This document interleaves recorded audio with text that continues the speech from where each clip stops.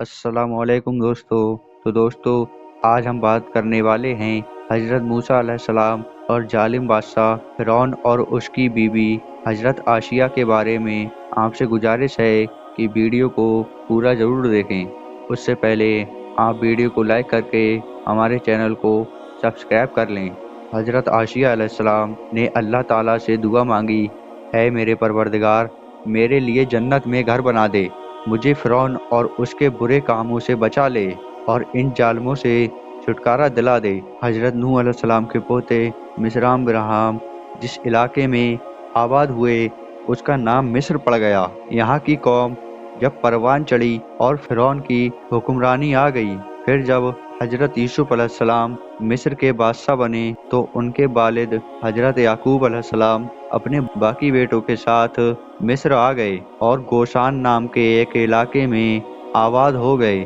उन्हें बनी इसराइल के नाम से पुकारा जाता है। जब फिरौन को नजूमियों ने बताया कि बनी इसराइल में अल्लाह का एक नबी पैदा होगा जो तुम्हारी हुकूमत को खत्म कर देगा और उसके हाथों में ही तुम्हारी मौत होगी, फिरौन इस खतरे से बचने के लिए अलग अलग तरीके आजमाने शुरू कर दिए और उसने बनी इसराइल को अपना गुलाम बना लिया और उनसे नौकरों की तरह अपने काम करवाता और बनी इसराइल में पैदा होने वाले लड़कों को कत्ल करवा देता, लड़कियों को जिंदा रहने देता था। उसे मालूम नहीं था कि अल्लाह ताला ने फैसला कर लिया है तो लाख कोशिशें कर ले, उससे कोई फायदा नहीं होगा। कमजोरों पर जुल्म करके उन्हें अपनी बादशाही और ताकत के जरिए परेशान करके वो अपने आप को बहुत बड़े नुकसान में डाल रहा है। उसकी भलाई इसी में थी कि वो अपने ताकत के बल पर घमंड ना करे और अपने आप को खुदा होने का दावा ना करे। कुछ ही वक्त बाद फिरौन और उसकी सल्तनत को ख़त्म करने वाला बच्चा बनी इसराइल में पैदा हुआ। जब हजरत मूसा अलैहिस्सलाम के वालिद का नाम इमरान और वालिदा का नाम अय्यर था, इसी नाम को यूकुत भी कहा जाता है। उन्हें भी इस बात का अंदाजा था कि जालिम फिरौन उनके बच्चों को पैदा होते ही मरवा देगा। हजरत मूसा अलैहिस्सलाम की माँ को अल्लाह की तरफ से वही आई कि बच्चे को अपने पास रखना और उसे दूध पिलाना, लेकिन जब उसकी जान को खतरा लगे तो उसे दरिया में डाल देना और डरना नहीं। कुछ वक्त के बाद फिर अल्लाह ताला की तरफ से हुक्म हुआ कि इस बच्चे को एक संदूक में रखो और दरिया में डाल दो, फिर दरिया इसे किनारे पर डाल देगा, फिर इस संदूक को मेरा और तुम्हारा दुश्मन फिरौन उठा लेगा। हजरत मूसा अलैहिस्सलाम की वालिदा अल्लाह ताला के हुक्म के मुताबिक हजरत मूसा अलैहिस्सलाम को एक संदूक में रखकर दरिया में डाल देती हैं। जब बच्चे वाला संदूक दरिया में बहता हुआ फिरौन के महल के पास जाकर पहुंचा तो फिरौन की बेटी और उसके गुलाम संदूक को देखकर हैरान रह गए। उसके बाद उन्होंने उस संदूक को दरिया से निकाला और मलिका आशिया जो फिरौन की बीवी थी उसके हवाले कर दिया। जब फिरौन की बीवी ने संदूक का ढक्कन खोला तो उसे एक खूबसूरत बच्चा दिखाई दिया। वो बहुत खुश हुई और उन्होंने फौरन उस बच्चे को पालने का फैसला कर लिया। और जब फिरौन ने उस बच्चे को भी कत्ल करने का हुक्म दिया तो फिरौन की बीवी सामने आ गई और बोली कि ये बच्चा मेरी और तुम्हारी आंखों की ठंडक है, इसे कत्ल मत करो। हो सकता है ये बच्चा हमें फायदा पहुंचाने का कोई जरिया बने, क्यों ना हम इसे अपना बेटा बना लें, जैसा कि कुरान शरीफ में अल्लाह ताला ने फरमाया है। जिसका मतलब है फिरौन ने कहा, मुझे इसकी ज़रूरत नहीं, लेकिन मैं इसे छोड़ रहा हूँ। हो सकता है ये बच्चा तुम्हारी आंखों की ठंडक बन जाए। इस तरह अल्लाह ताला ने फिरौन के महल में ही हजरत मूसा अलैहिस्सलाम को पनाह दी। उसके बाद अल्लाह ताला की कुदरत ने एक ऐसा करिश्मा दिखाया। हजरत मूसा जो कि अभी दूध पीते बच्चे थे, उन्होंने किसी भी दाई का दूध पीने से इनकार कर दिया। अल्लाह ताला ने फरमाया, हमने मूसा अलैहिस्सलाम को दाइयों के दूध को हराम कर दिया। महल वालों ने एक ऐसी औरत की तलाश शुरू कर दी जिसका दूध ये बच्चा पीने लगे। उतने में हजरत मूसा अलैहिस्सलाम की बहन सामने आ गई और बोली, मैं तुम्हें ऐसी औरत के बारे में बताऊंगी जिसका दूध ये बच्चा जरूर पिएगा। उसके बाद حضرت موسیٰ علیہ السلام کی والدہ کو بلایا گیا۔ وہ آئیں اور حضرت موسیٰ علیہ السلام نے ان کا دودھ نوش کیا۔ اس طرح اللہ تعالیٰ کے حکم سے وہ اپنے ہی بچے حضرت موسیٰ علیہ السلام کی دائی بن گئیں۔ ان کے لیے شاہی چیزوں کے انتظام کر دیے گئے۔ حضرت موسیٰ علیہ السلام فرعون کے محل میں پل کر جوان ہو گئے۔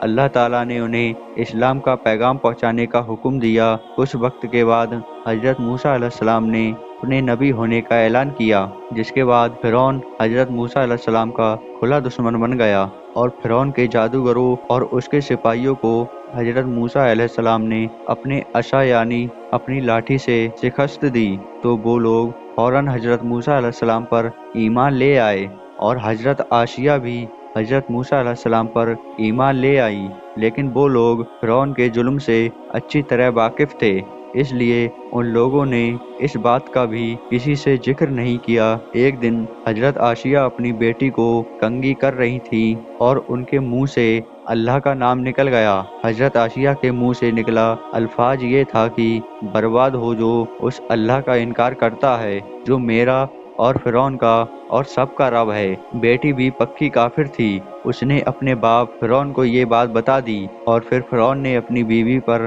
طرح طرح کے ظلم کرنا شروع کر دیا۔ جب حضرت عاشیہ کو دھوپ میں لیٹایا جاتا اور ان پر سانپ چھوڑ دیے جاتے، ظلم کے جواب میں حضرت عاشیہ کہتی، میں موسیٰ اور ہارون کے رب پر ایمان لاتی ہوں۔ فرعون نے ان کے کئی رشتہ داروں کو ذبح کروا دیا، لیکن انہوں نے پھر بھی فرعون کو رب نہیں مانا۔ آخرکار فرعون نے ان کے ہاتھ اور پاؤں میں کیل گاڑ دیے اور ان کے سینے پر بھاری پتھر لٹکا دیا۔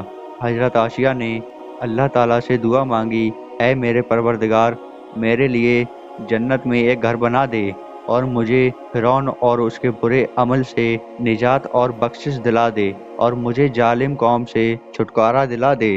روایت میں ہے کہ حضرت موسیٰ علیہ السلام یہ سب منظر دیکھ رہے تھے اور انہوں نے بھی دعا مانگی کہ اے اللہ، رنج اور درد عاشیہ سے دور کر دے اور اسے ظالموں سے نجات دلا دے۔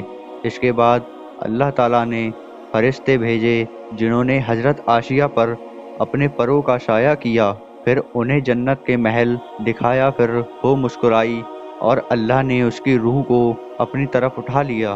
حضرت عاشیہ کا شمار جنت میں سب سے عظمت رکھنے والی عورتوں میں ہوگا۔ قرآن شریف کی سورہ تحریم میں اللہ تعالیٰ نے اپنے دو مقدس نبیوں حضرت نوح علیہ السلام اور حضرت لوط علیہ السلام کی بیویوں کی مثال بیان کی، جو نیک بندوں کی بیویاں ہونے کے باوجود کافر رہیں اور جہنم میں جائیں گی، اور ساتھ ہی دو نیک بیویوں کا بھی ذکر کیا جو اپنی امت کی ایمان والی عورتوں کی مثال ہوں گی۔ ایک فرعون کی بیوی عاشیہ جو فرعون جیسے کافر اور اللہ کے نافرمان کی بیوی ہونے کے باوجود اللہ پر ایمان لائی، اور دوسری حضرت عیسیٰ علیہ السلام کی والدہ حضرت مریم علیہ السلام جب موسیٰ علیہ السلام ایک لمبے جد و جہد کے بعد واپس آئے